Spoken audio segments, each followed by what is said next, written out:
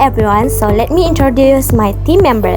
First is Nurdina binti Muhammad Shaharuddin, second is Nurzawani binti Syamsul Azam, and third is Siti Nur Adila binti Misnan, and it's me Nur Aisa binti Sengalang. And then lastly is Muhammad Syami Nasrul Haq bin Syarul Nizam.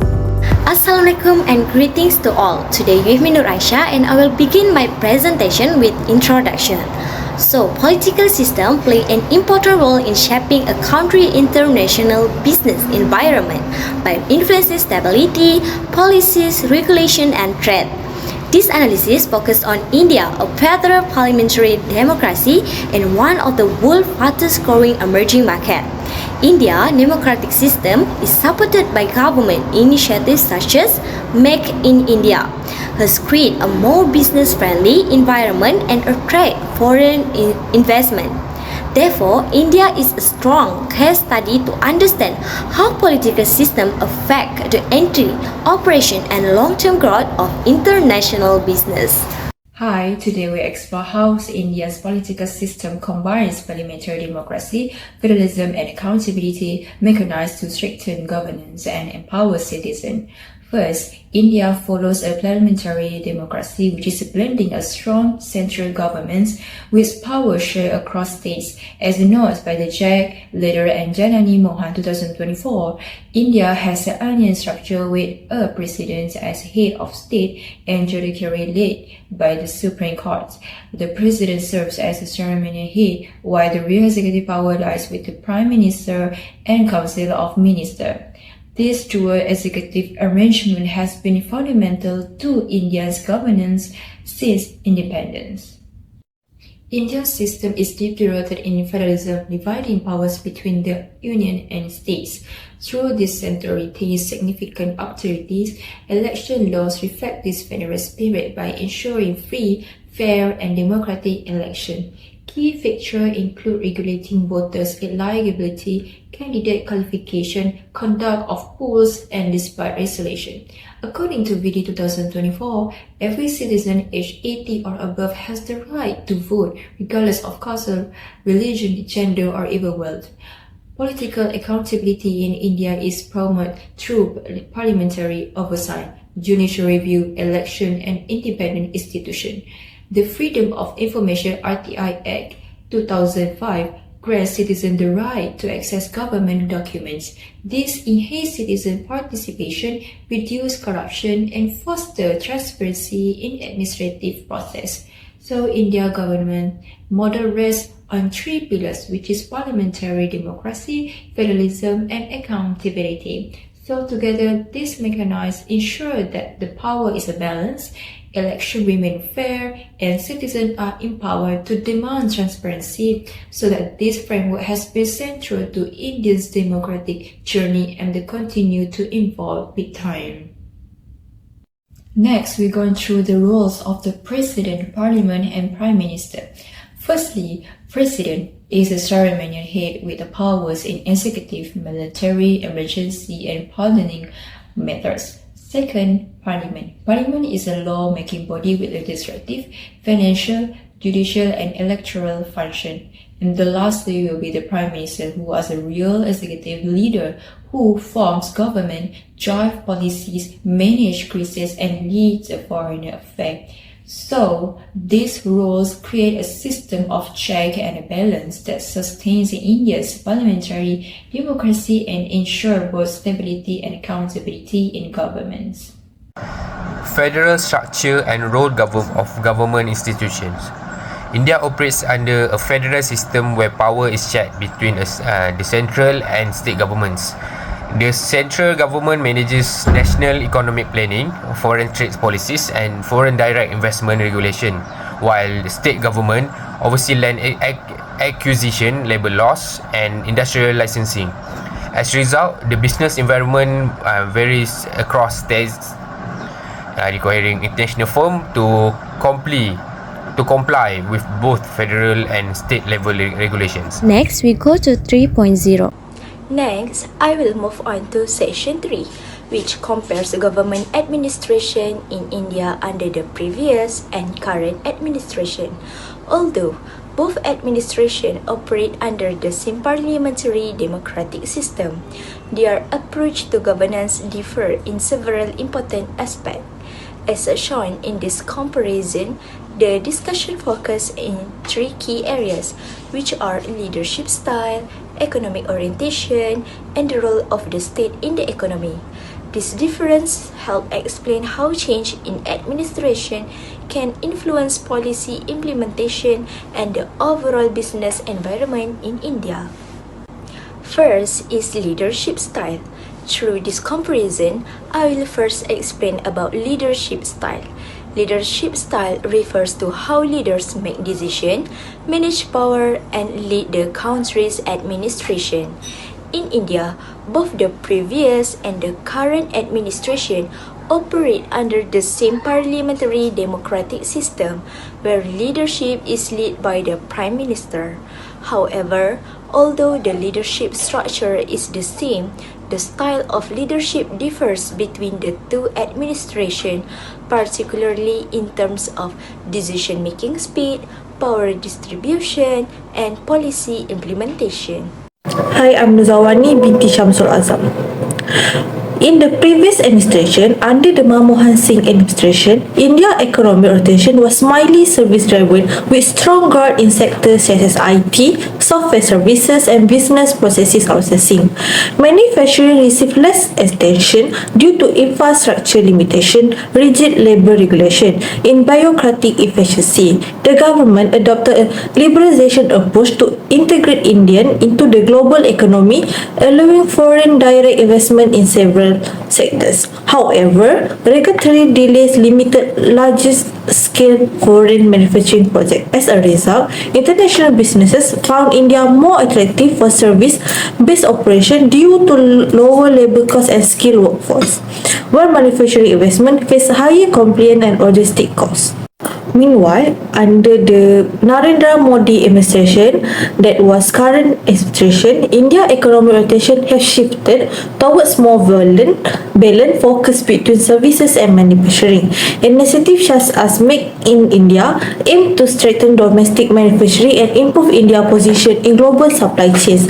At the same time, the government continues to liberalize FDI policies to attract foreign investment in key sectors like manufacturing, renewable energy, and digital technology. However, the administration also emphasized economic nationalism through Atmanirbhar Bharat, which encouraged local production for international businesses. This created broader investment opportunity, particularly in manufacturing, while requiring adaptation to localization policies.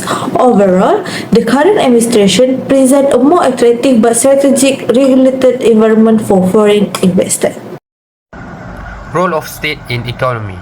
India follows a mixed economy system in which the government plays an important role in regulating markets and guiding economic development.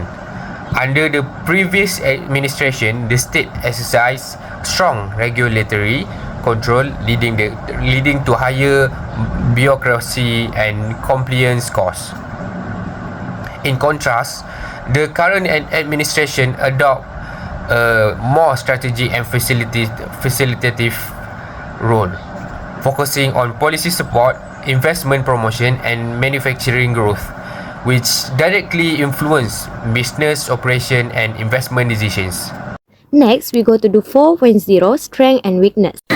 This table shows the strengths and weaknesses of India's political system under the previous and current administration. Under the previous administration, strength included political stability, strong democratic legitimacy, and well-established legal system. However, weaknesses such as bureaucratic procedure, policy delay due to politician politics, and regulatory difference across state and create challenge for investors. Under the current administration, strength lie in stronger leadership, faster policy implementation, and improved regulatory reform. Nevertheless, issues such as centralized decision-making, policy inconsistency, and state-level regulatory variance remain. Overall, both administrations have strong democratic foundation, but the current administration focuses more on efficiency, while the previous administration was more predictable but slower in decision-making. Next is finding and discussion. Next, I will move on to the findings and discussion section, which examines how India's political and administrative environments affect international business activities. This section discusses the practical implication of India's governance system by focusing on three key areas, namely market entry for international business, trade policies and foreign direct investment, and the overall economic policies and business environment. I will begin with the first area, which is market entry for international business. For market entry into India, international business mainly use joint venture and wholly owned subsidiary as their entry strategies. Joint ventures are commonly chosen in government-controlled sectors because partnering with local firms help foreign companies comply with regulations and reduce risk. In contrast, wholly owned subsidiaries are more suitable for liberalized sectors such as technology and service, as they allow full operational and strategic control. The steady increase in foreign direct investment since 2014 reflects growing investor confidence in the Indian market. From the perspective of opportunities and barriers, governance improvements such as faster approval process and digital administrative system have made market entry easier. However, challenges remain, including regulatory differences between central and state governments and high compliance costs. Therefore, successful market entry in India depends on foreign firms' ability to manage regulatory risk and adapt their strategies to the state's role in the economy. Overall, while India offers strong market entry opportunities, effective risk management remains crucial for foreign businesses. India's trade policies are designed to boost exports, attract investment, and protect local industry while connecting the country to global markets. India's trade policies such as promote export, protect domestic industry, ease of doing business, and balance import. Therefore, India's trade policies aim to make the country a strong exporter, attract global investors, and protect local industry while simplifying trade processes for businesses and citizens. Next, foreigner direct investment (FDI) can track the amount of money foreigner companies invest in India, such as buying equity in India's firm, investing profits, or providing intra-company loans. This can measure the total value of foreigner direct investment inflow into India. Figure 1 says that FDI inflows remain positive, ranging from 1.9k to 7.9k million USD. May shows the highest inflows, which is strong investor confidence, while the September dropped sharply, which is a weaker activities, and the other months such as November, March, and July shows a moderate inflows, which is 2k to 5k, and figure 2, most FDI goes to service 60% and technology 50%, with smaller shares in trending, telecom, and automobiles. Therefore, FDI reflects investor confidence. Stable, transparent leadership boosts inflows while uncertainty reduces them. Next, I will explain about economic policies and business environment. The success of multinational companies is strongly influenced by a country's political and economic policies. In India, the government has shifted from a defensive economic approach to becoming a global leader in manufacturing and digital industry. Policies like the Production Linked Incentive (PLI) scheme encourage companies to manufacture locally by offering financial incentive. This has attracted global firms and reduced dependence on imports. In addition, reforms such as the Jan Vs Bill make doing business easier by reducing strict penalties. Overall, these policies make India a more attractive environment for international business. Secondly, refer to the figure 2, growing gross domestic product (GDP), India is steadily becoming one of the world's top 3 economies. Currently, the 4th largest economy, India is expected to rank 3rd by 2030 with a projected GDP of US$7.3 trillion. Its economic growth remains strong with a real GDP forecast to grow by 7.8% in the first quarter of FY 2025-2026 compared to 6.5% last year. This growth is driven by strong domestic demand and effective economic reforms, rising investor confidence, improving consumer spending, increasing employment, and stable governance help strengthen India's economic position. Overall, this factor highlights India's emergence as a major global economic powerhouse. Next, refer to the figure 3. To understand India's economic performance, we first look at GDP. Gross domestic product that measure the total value of goods and service produced, while real GDP adjusts for inflation to show real growth. Between the first quarter of FY 2024-2025 and FY 2025-26, India's economic growth increased from 6% to 7.8%, with total output rising from 44.42 lakh crore to 47.89 lakh crore. This growth was seen across all major sectors. Agriculture improved to 3.7%, manufacturing and construction grew strongly at around 7.7%, while the service sector led the economy with a 9.3% growth rate. Overall, this reflects India's strong and balanced economic momentum. Last but not least, we go to the recommendation. To attract foreign investment, the India government should ensure consistent and transparent policies to reduce uncertainty for investors. Better coordination between central and state government can minimize regulatory difference and lower business costs. Simplifying procedures through digitalization and clear regulation will further improve the ease of doing businesses and strengthen investor confidence. Balancing economic nationalism and global trade integration. India must balance economic nationalism with global trade integration to achieve sustainable economic growth. Initiatives such as Make in India and Atmanirbhar Bharat aim to strengthen domestic industries, but excessive protectionism may reduce foreign investor confidence. Therefore, India should promote openness through international trade agreements, joint ventures, and technology transfer while protecting national economic interests. Lastly, we go to the strategy for international business operating in India. Next, I will explain about the strategy for international business operating in India. Business in India should implement a proactive risk management system to effectively respond to ongoing political and economic change at both domestic and global levels.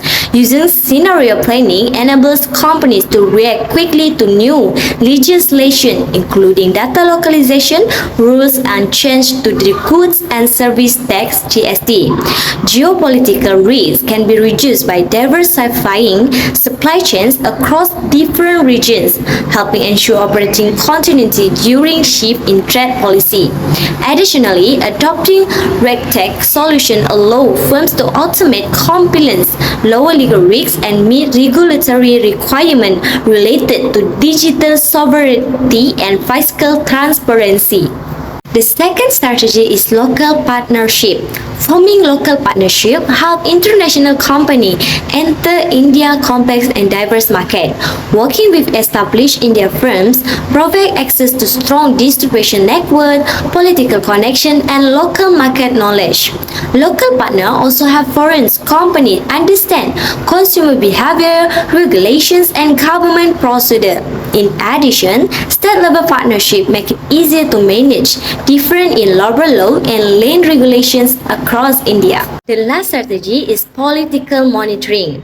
Because India's political environment changes frequently, international companies must closely monitor policy developments. Setting up government affairs team help track laws at both national and state level.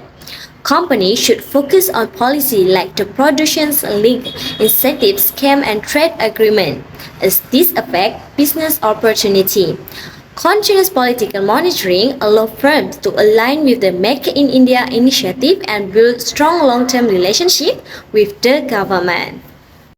As a conclusion, India's political system as a federal parliamentary democracy has strongly shaped its international business environment. Furthermore, stable leadership and clear policy attract foreigner direct investment, while a culture of complex regulation can slow investor confidence.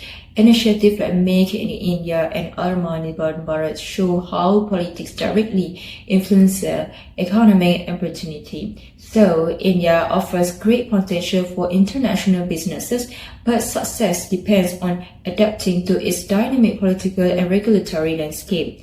Therefore, the way leaders design policy, manage stability, and balance nationalism with globalization directly impacts how attractive India is as a destination for foreigner investors. That's all from our group. Thank you.